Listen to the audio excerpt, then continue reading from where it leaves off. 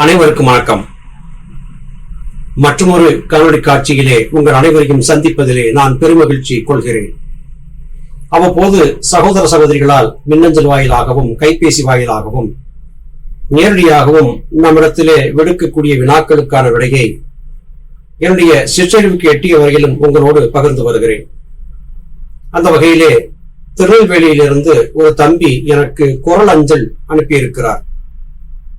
WhatsApp என்கிற செயலியின் மூலமாக அவர் அனுப்பிய குரல் அஞ்சலிலே ஒரு குறிப்பிட்ட விடயத்தை பற்றி கேட்டு இதற்காக ஒரு காணொளி காட்சியை பதிவு செய்து போடும்படியாகவும் வேண்டியிருந்தார். தம்பி தன்னுடைய மனைவியை இழந்து விட்டார். இவருக்கு 27 பிராயம், மனைவிக்கு 25 பிராயம் இருந்த போது மனைவியை இழந்து விட்டதாக சொல்லியிருந்தார். 2 குழந்தைகள் வேறு. வாழ்க்கை வெறுத்து போன நிலையிலே தற்கொலை செய்து கொள்ளக்கூடிய எண்ணத்திற்கு சென்று விட்டதாகவும், இனிமேல் என்ன வாழ்க்கை இருக்கிறது என்கிற நிலைக்கு சென்று விட்டதாகவும் அவர் அந்த குரல் அஞ்சலிலே சொல்லியிருந்தார். அதன் பிறகு ஏதோ ஒரு மனமாற்றம் ஏற்பட்டு குழந்தைகளின் எதிர்காலத்திற்காக தற்கொலை முடிவை கைவிட்டு விட்டதாகவும், தற்போது மறு திருமணத்திற்கான சூழல் அமைந்திருப்பதாகவும் சொல்லியிருந்தார்.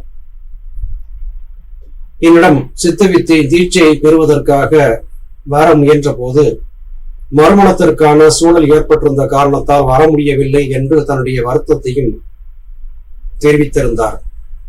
அவர் நம்மிடத்திலே கேட்ட கேள்வி, ஐயா, அகால மரணமாக நம்முடைய உறவுகள் இறந்து விடுவதற்கு என்ன காரணம்? மிகவும் இளம் பிராயத்திலேயே நான் மனைவியை இழந்ததற்கு என்ன காரணம்? நான் ஏதோ ஒரு வகையாக மனதிற்கு சமாதானம் சொல்லி தெய்வ சித்தத்தால் என்னுடைய தற்கொலை முடிவை மாற்றிக்கொண்டு விட்டேன். ஆனால் பலர் இப்படி மனதினம் என்பது ஏற்படாத நிலையிலே தற்கொலை செய்து கொள்கிறார்கள். உலகிலே பல காரியங்களுக்காக இப்படிப்பட்ட தற்கொலை சம்பவங்கள் நடந்து கொண்டே இருக்கின்றன.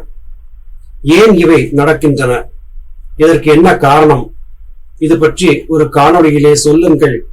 நான் ஏதாவது தவறாக கேட்டிருந்தால் என்னை மன்னித்துக் கொள்ளுங்கள். தயவு செய்து இப்படி மன உளைச்சலுக்கு ஆளாகக்கூடியவர்களுக்கு சரியான பதில் சொல்லும் விதமாக ஒரு காணொளியை சொல்லுங்கள் என்று கேட்டிருந்தார்.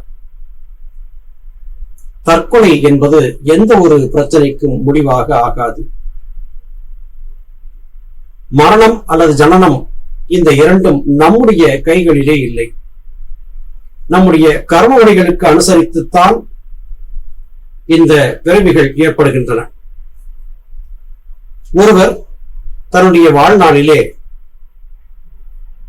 மற்றொருவர் உதவியை எதிர்பார்த்து வாழ்ந்திருக்கிறார். அவருக்கு உதவி செய்தவர் செய்ததெல்லாம் மகத்தான உதவிகள். அத்தனை சுலபத்திலே கடந்து செல்ல முடியாதபடியான நிறைய உதவிகள். அந்த உதவிகள் காரணமாக மன நெகிழ்ச்சியுற்ற ஒருவர், ஐயா, நீங்கள் எனக்கு செய்திருக்கக்கூடிய இந்த உதவிக்காக நான் என்ன கைமாறு செய்வது என்றே தெரியவில்லை. அடுத்த பிறவியிலே நான் உங்கள் வீட்டு நாயாக பிறந்து உங்களுக்கு பாதுகாப்பாக இருக்க வேண்டும் என்று கடவுளை வேண்டுகிறேன் என்று சொல்லுவதையும் கேட்டிருக்கிறோம்.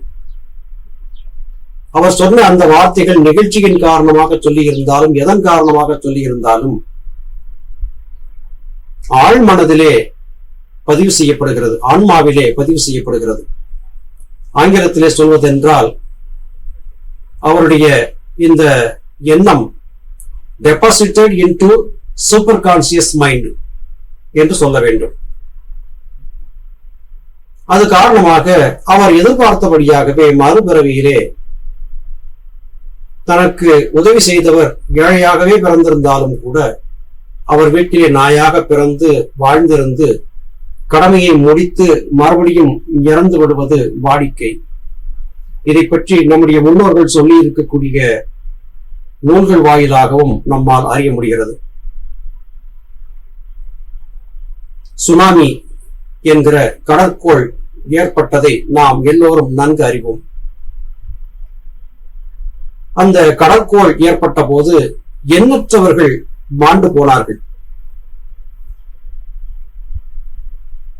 ஒரு பச்சிளம் குழந்தை, பிறந்து 10 மாத காலமே ஆன ஒரு குழந்தை இந்த கடற்கோளிலும் சுனாமியிலும் கூட தப்பி பிழைத்து ஒரு முட்புதரிலே அழுது கொண்டபடியாக இருந்தது. அந்த குழந்தை காப்பாற்றப்பட்டு இப்போது அது வளர்ந்து இளைஞனாக இருக்கிறது என்பதை பற்றியதான தகவல்களையும் நாம் நாளிதழ் வாயிலாக பார்க்கிறோம். அந்த குழந்தையின் குடும்பத்தைச் சேர்ந்த அத்தனை பேரும் கடற்கோளிலே மாண்டு விட்டார்கள். 10 மாதமே ஆன அந்த சிசு உயிரை காப்பாற்றிக் கொண்டு இப்போது வளர்ந்து வாய்வனாக ஆகியிருக்கிறது. இது எதை குறிக்கிறது? பெரிய உயிர்கள் எல்லாம் மாண்டு விட்டன. 10 மாதமே ஆன அந்த பச்சிளம் சிசு எப்படி இந்த கடற்கோளிலே தப்பி பிழைத்து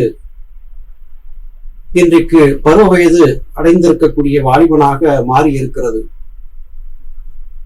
இறைவன் விரும்பாத ஒருவர் இந்த உலகிலே வாழ முடியாது. இறைவன் விரும்பாத ஒருவர் மரணத்தை தழுவவும் முடியாது. எல்லாம் அவரவர் கர்மவனைப்படியும் விதிப்படியும் முற்பிறவியிலே நாம் பெற்று வந்திருந்த வரத்தின்படியும் தான் நடக்கும். சதுரகிரி தலபுராணத்தை பற்றி நாம் ஏற்கனவே ஒரு கதை சொல்லியிருந்தோம். ஒரு ரிஷியின் குடும்பத்திலே குழந்தை இல்லாமல் இருந்து மனைவியின் வற்புறுத்தலின் பேரிலே வரம் கொடுத்து 2 குழந்தைகள் பிறந்து, அந்த 2 குழந்தைகளும் என்ன காரணத்திற்காக பிறந்தன? ஒன்று கடனை கொடுக்க பிறந்தது, மற்றது கடனை வசூலிக்க பிறந்தது. இந்த 2 குழந்தைகளும் இறந்து விட்டன என்பதை பற்றியதான தகவல்களை சதுரகிரி தலபுராணத்திலே இருந்து நாம் ஏற்கனவே சொல்லியிருக்கிறோம். பிறப்பு இறப்பு என்கிற இது எல்லாமே கர்மவினைகளுக்காகவும் சில காரணார்த்தங்களுக்காக இவர்கள் இங்கே இப்படி பிறக்க வேண்டும் என்கிற பராபரத்தின் கட்டளையின் பேரிலும் நடைபெறுகின்றன. மகாபாரத காட்சியையும் நாம் பார்த்திருக்கிறோம். மகாபாரத சண்டை நடந்து கொண்டிருந்த நேரம் அர்ஜுனனின் மகன் அபிமன்யு சக்கர வியூகத்தை உடைத்து உள்ளே சென்று திரும்பி வர வழி தெரியாமல் இறந்து போனான். இறந்துவிட்ட மகன் குறித்து புத்திர வேதனையிலே அர்ஜுனன் அழுது புலம்பிக் கொண்டிருந்தான். போர் செய்வதை நிறுத்தி காண்டிபத்தை கீழே எரிந்து விட்டான். கிருஷ்ணன் அவனுக்கு ஆறுதல் சொல்லியும் அதை அவன் ஏற்றுக்கொள்ளவில்லை. அர்ஜுனனுடைய மன தெளிவு என்பது ஏற்பட வேண்டும் என்பதற்காக அபிமன்யுவின் ஆன்மா இருந்த இந்திரலோகத்திற்கு அர்ஜுனனை அனுப்பி வைத்தான். அங்கே ஆஜானுபாகுவாக இளவரசனாக இந்திர சபையிலே வீற்றிருந்த அபிமன்யுவை பார்த்து மகனே என்று கூப்பிட்ட போது, அந்த பிறவிக்கு நான் உனக்கு மகனாக பிறந்திருந்தேன், இப்போது உனக்கும் எனக்கும் எந்த தொடர்பும் இல்லை, சென்று விடு என்று அவன் சொல்லிய பிறகு, பிறப்பு இறப்பு என்பதெல்லாம் நம் கையிலே இல்லை, இந்த காரணத்திற்காக இன்னவர் இன்ன இடத்திலே பிறக்க வேண்டும் என்பது இறை சித்தம் என்பதை புரிந்து கொண்டுவிட்ட அர்ஜுனன் அதன் பிறகு காண்டீபத்தை எடுத்து போர் புரிந்தான் என்பதாக மகாபாரத காட்சிகள் நமக்கு சொல்லுகின்றன. இவற்றை கதைகள் என்று கடந்து செல்வதும் அவரவர் விருப்பத்தை பொறுத்தது. கதைக்குள்ளே சொல்லப்பட்ட கருத்துக்களை உள்வாங்கி வாழ்கின்ற வாழ்க்கைக்கு அதை அடிக்கற்களாக மாற்றிக்கொள்வது என்பதும் அவரவருடைய விருப்பத்தை பொறுத்தது. பிறப்பு இறப்பு என்பதெல்லாம் நம்முடைய கைகளிலே இல்லை.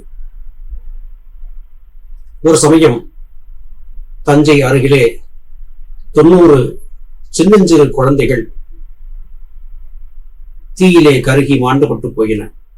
பச்சிளம் பிஞ்சுகள், பாவ புண்ணியம் எதுவுமே தெரியாத பிஞ்சுகள்.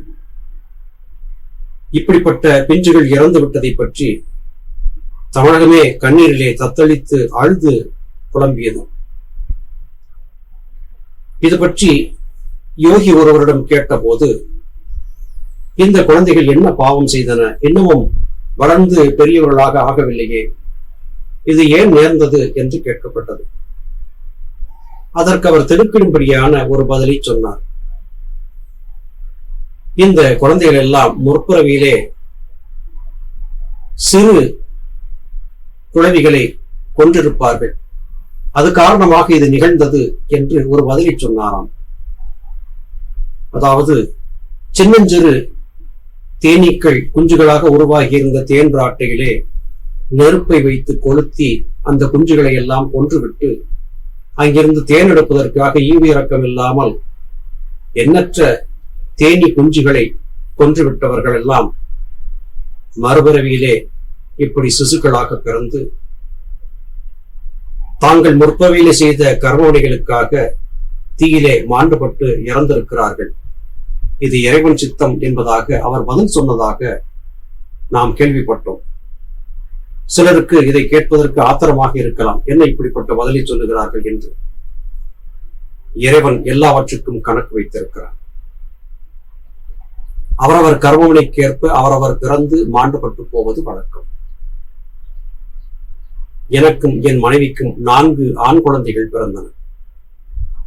4 குழந்தைகளும் எங்களுக்கு தங்கவில்லை, கிடைக்கவில்லை. முதல் குழந்தை இறந்தே பிறந்தது. 2வது குழந்தை பிறந்து 5 மாதம் பூர்த்தியான போது இறந்துவிட்டது. என் தங்கைக்கு பிறந்த மூத்த பெண் குழந்தை கடுமையான வயிற்றுப்போக்கு காரணமாக மருத்துவமனையில் சிகிச்சைக்கு அனுமதிக்கப்பட்டு இந்த குழந்தையை காப்பாற்ற முடியாது என்று கைவிடப்பட்டது. அந்த நிலையிலே அந்த குழந்தையை பிறந்த இடத்திலே முடிந்தால் காப்பாற்றுகிறேன், இல்லாவிட்டால் அங்கேயே புதைத்து விடுகிறேன் என்று என் தங்கையிடம் சொல்லிவிட்டு குழந்தையை நான் என்னுடைய ஊருக்கு தூக்கி வந்தேன். விடாமுயற்சியோடு கடுமையாக முயற்சி செய்து சிகிச்சை செய்து குழந்தையை காப்பாற்றினேன். 4-5 நாட்கள் வயிற்றுப்போக்கு ஏற்பட்டிருந்த அந்த குழந்தை காப்பாற்றப்பட்டு இன்று ஒரு பெண் குழந்தைக்கு தாயாக நல்லபடியாக வாழ்ந்து கொண்டிருக்கிறாள். என்னுடைய மகனுக்கு வயிற்றுப்போக்கு ஏற்பட்டது. காலையிலே ஏற்பட்ட வயிற்றுப்போக்கு இரவிலே என் மகனின் உயிரை காவு வாங்கிவிட்டது. 4 நாட்களாக வயிற்றுப்போக்கிலே இருந்த தங்கையின் மகளை காப்பாற்ற முடிந்த என்னால் 4 மணி நேரத்திற்கு மேல் வயிற்றுப்போக்கை தாங்கி என் மகனை காப்பாற்ற முடியவில்லை. எல்லோரும் அழுது புலம்பினார்கள். நான் ஒருவன் மாத்திரம் அழாமல் அமைதியாக இருந்தேன். எல்லோரும் என்னை ஏசினார்கள். இவன் என்ன கல் மனசுக்காரனா, இப்படி இருக்கிறானே அழாமல் என்று. எனக்கு தெரியும், பிறப்பும் இறப்பும் நம் விருப்பப்படி இல்லை. அந்த குழந்தை இந்த 5 மாத காலம் எங்கள் வீட்டிலே வாழ்ந்திருந்து தான் கொடுத்தவற்றையெல்லாம் வசூலித்துக் கொண்டு செல்வதற்காக வந்தது. வசூல் செய்யக்கூடிய பணி முடிந்து விட்டது, பறந்து விட்டது. சொல்வதற்கு சுலபமாக இருந்தாலும் அன்றைய நாளிலே ஆழ்ந்த மன வருத்தத்தை தந்த நிகழ்ச்சி தான் அது. இவற்றை இங்கே சொல்லுவதற்கு காரணம், திருநெல்வேலியைச் சேர்ந்த அந்த தம்பி கேட்டுக்கொண்டதின் பேரிலே ஜனனம் மரணம் என்பதெல்லாம் நம்முடைய விருப்பப்படி நடப்பதில்லை. அவரவர் தத்தமது கர்மவினைகளுக்கு ஏற்பவே பிறக்கிறார்கள், இறக்கிறார்கள். இந்த தத்துவத்தை புரிந்து கொண்டு விட்டால் ஜனனம் மரணம் ஆகிய எதுவுமே நம்மை துன்பத்திற்கு ஆளாக்காது. கௌதம புத்தரிடத்திலே தன் குழந்தையை இழந்துவிட்ட ஒரு பெண் அழுது புலம்பினாள். ஐயா மகானே, என் குழந்தையை எப்படியாவது காப்பாற்றுங்கள், நீங்கள் மிகப்பெரிய சக்தி படைத்தவர் என்று புலம்பினாள். அவளுக்கு அந்த உண்மையை புரிய வைப்பதற்காக புத்தர் ஒரு தந்திரம் செய்தார். மகளே, உன் குழந்தையை நான் காப்பாற்றுகிறேன். நீ ஊருக்குள்ளே சென்று மரணமே நடக்காத ஏதாவது ஒரு வீட்டிலே இருந்து சிறிது கடுகு வாங்கி வா, உன் குழந்தையை காப்பாற்றுகிறேன் என்று சொல்லி அனுப்பி வைத்தார். அந்த பெண்ணும் ஒவ்வொரு வீட்டிற்காக சென்று உங்கள் வீட்டில் மரணம் நிகழ்ந்திருக்கிறதா என்று கேட்டாள். எல்லா வீடுகளிலுமே மரணம் நிகழ்ந்திருந்தது. வெறுங்கையோடு திரும்பி வந்தாள். ஐயா, நான் எல்லா வீடுகளிலும் விசாரித்து விட்டேன், எல்லா வீடுகளிலுமே மரணம் நடந்திருக்கிறது. மரணமில்லாத வீடு என்று எதுவுமே இல்லை, என்னால் கடுகு வாங்கி வர முடியவில்லை என்று சொன்னான். மகளே, இதுதான் உலக நியதி, உண்மை. மரணம் என்பது தவிர்க்க இயலாதது. பிறந்தவர்கள் இறந்துதான் தீர வேண்டும். நீ உன்னுடைய குழந்தையின் மரணத்தை மட்டும் பெரிதாக கருதுகிறாய். இந்த உலகிலே பிறந்தவர்கள் அநேகம் இறந்திருக்கிறார்கள். இப்போது இருப்பவர்களும் சிறிது காலத்தில் இறந்துவிடப் போகிறார்கள். எனவே இயற்கை கொடுத்ததை ஏற்று அதன்படி நடக்க பழகு என்று ஆசிர்வதித்து அந்த பெண்ணை அனுப்பி வைத்தார். பட்டினத்தார் மிகப்பெரிய நிலையிலே வாழ்ந்திருந்த சித்தர். ஒரு சமயம் பட்டினத்தார் வீதி வழி சென்று கொண்டிருக்கும் போது ஒரு வீட்டிலே மரண ஓலமும் அழுகையும் ஒப்பாரி சத்தமும் கேட்டது. பட்டினத்தார் வேக வேகமாக அந்த வீட்டிற்குள்ளே சென்று அழுது கொண்டிருந்தவர்களுக்கு நடுவிலே உட்கார்ந்திருந்து சத்தம் போட்டு அழ ஆரம்பித்தார். சுற்றி இருந்தவர்களும், ஆகா, இந்த மகான் நம் வீட்டிலே ஏற்பட்டுவிட்ட இந்த மரணத்திற்காக இவ்வளவு வருந்தி அழுகிறாரே, இவரல்லவா மகான் என்று போற்றி பாராட்டினார்கள். ஒருவர் துணிந்து அவரிடம் கேட்டே விட்டார், ஐயா, இத்தனை ஆதரவாக இறந்தவருக்காக நீங்கள் அழுகிறீர்களே, இறந்தவர் மீது உங்களுக்கு அத்தனை பாசமா என்று கேட்டார்கள். அதற்கு பட்டினத்தார், நான் இறந்தவனை நினைத்து அழவில்லை, இனிமேல் இறக்கப் போவதை தெரியாமல் நீங்கள் எல்லாம் அழுது கொண்டிருக்கிறீர்களே, அதை நினைத்துத்தான் அழுகிறேன் என்று சொன்னார். செத்த பிணத்தை சுற்றி இருந்து இனி சாம்பினங்கள் கத்துதையோ என்றே அவர் சொன்னார். இறந்தவனை நினைத்து அழக்கூடிய இவர்கள் இறந்து போகிறார்கள் என்று இறக்கப் போகிற இவர்களுக்காக நான் அழுகிறேன் என்று பட்டினத்தார் சொன்னார். பிறப்பும் இறப்பும் நம் கையிலே இல்லை. இறைவன் கொடுத்த இந்த பிறப்பை அர்த்தமுள்ளதாக மாற்றி நல்லவர்களாக வாழ்ந்து நம்முடைய கர்ம வினையை பராபரத்தின் ஆணையின் பேரிலே சிரம் தாழ்த்தி அனுபவித்து தொலைத்து நற்கதி பெற வேண்டும் என்பதுதான் நாம் இங்கே சொல்லக்கூடிய எளிய கருத்துரையாக இருக்கிறது. துன்பங்கள் வரும், இன்பங்கள் வரும். ஒரு நேரம் ஏற்பட்ட துன்பம் மறுநேரம் ஏற்படுவது இல்லை. 50 பிராயங்களை தாண்டி வாழ்ந்து கொண்டிருப்பவர்கள் தங்கள் வாழ்க்கையை சிறிது அசை போட்டு பார்த்தால் எத்தனையோ துன்பங்களை கடந்து வந்திருப்பதையும் அவர்கள் நினைவு கூறுவார்கள். எத்தனையோ இன்பங்களை தாண்டி வந்திருப்பதையும் நினைவு கூறுவார்கள். ஆனால் இவையெல்லாம் இப்போது இல்லை. இப்போது இந்த வினாடி நாம் வாழ்ந்து கொண்டிருக்கக்கூடிய இந்த வாழ்க்கைதான் உண்மையானது. கடந்துவிட்ட வாழ்க்கை சம்பவங்களை நினைத்து பார்த்தால் ஏதோ கனவிலே நடந்ததை போலத்தான் தோன்றும். மறுபடியும் அந்த காட்சிகளை மீட்டமைக்க முடியாது. எனவே இறைவன் கொடுத்த இந்த வாழ்க்கையை சிரம் தாழ்த்தி ஏற்று பழக வேண்டும். இன்பமோ துன்பமோ எதுவாக இருந்தாலும் கர்மவணிகளுக்கு ஏற்ப இறைவன் கொடுத்தது என்பதை ஏற்றுக்கொண்டு அனுபவித்து வாழ பழக வேண்டும். இந்த பிறவியிலாவது தவறுகள் செய்யாமல் நல்லபடியாக இறைவனை நோக்கி பயணிக்க வேண்டும் என்பதை மனதிலே நிறுத்தி வாழ பழக வேண்டும். என்னை ஒரு முதியவர் சந்தித்தார். சற்றேறக்குரிய 65 பிராயங்கள் இருக்கும். ஐயா, எனக்கு உங்களை நிரம்ப பிடிக்கும். உங்களுடைய பதிவுகளை எல்லாம் தொடர்ந்து கேட்டுக்கொண்டிருக்கிறேன். உங்களிடம் வந்து இந்த வாசியை பழகி தீட்சை பெற வேண்டும் என்று எனக்கும் ஆசையாகத்தான் இருக்கிறது. குடும்ப கடமைகள் பாக்கி இருக்கின்றன. கடமைகளை எல்லாம் முடித்துவிட்டு உங்களிடத்திலே வந்து நான் தீட்சை பெற வேண்டும் என்று எண்ணி இருக்கிறேன். என்னை ஆசீர்வதியுங்கள் என்று கேட்டார். இவருக்கு என்ன பதில் சொல்வது? அலை எப்போது ஓய்வது, தலை எப்போது மூழ்குவது, குடும்ப கடமைகள் தீர்வது எப்போது, இவர் இறைப்பயணத்தை தொடங்குவது எப்போது? கடமைகள் தீரும் முன்பே மரணம் வந்துவிட்டால் என்ன செய்வார்?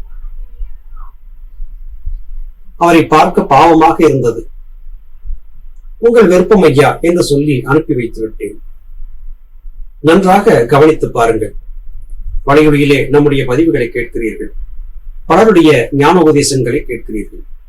எல்லாவற்றையும் கேட்டு ஒரு காதிலே வாங்கி மறுகாதிலே விட்டுவிட்டு எனக்கு உலக கடமைகள் இருக்கின்றன என்று பயணித்தால் தவறு யார் பேரிலே? உங்களுக்கு வாய்ப்பு கொடுக்கப்பட்டு உங்கள் காதுகளிலே படும்படியாக பிறப்பு இறப்பை தவிர்க்கக்கூடிய யோக சாதன பயிற்சிகளை செய் என்று பராபரம் சுட்டிக்காட்டிக் கொண்டே இருக்கிறது. அவற்றையெல்லாம் புறந்தள்ளி மனம் போன போக்கிலே வாழ்ந்து கொண்டிருப்பது யார் குற்றம்? உங்கள் குற்றமா, பராபரத்தின் குற்றமா? சிந்தித்து பார்க்க வேண்டும். மனித வாழ்க்கை நம் கையில் இல்லை, பராபரத்தின் கையிலே இருக்கிறது. ஆனால் இந்த மனித வாழ்க்கையிலே நம்முடைய கர்மமணிகளை தீர்த்துக் கொள்வதற்கு வாய்ப்பையும் பராபரம் கொடுக்கிறது. நற்கருத்துக்களை சொல்லவும் சொல்கிறது. அதை ஏற்காமல் புறக்கணித்து மனம் போன போக்கிலே வாழ்ந்து துன்பங்களை வலுவிலே வரவழைத்துக் கொள்வது நானே அன்றி பராபரம் அல்ல. நம்முடைய தவறுகளுக்கு இறைவனை நாம் எந்த வகையிலும் குற்றவாளியாக ஆக்க முடியாது.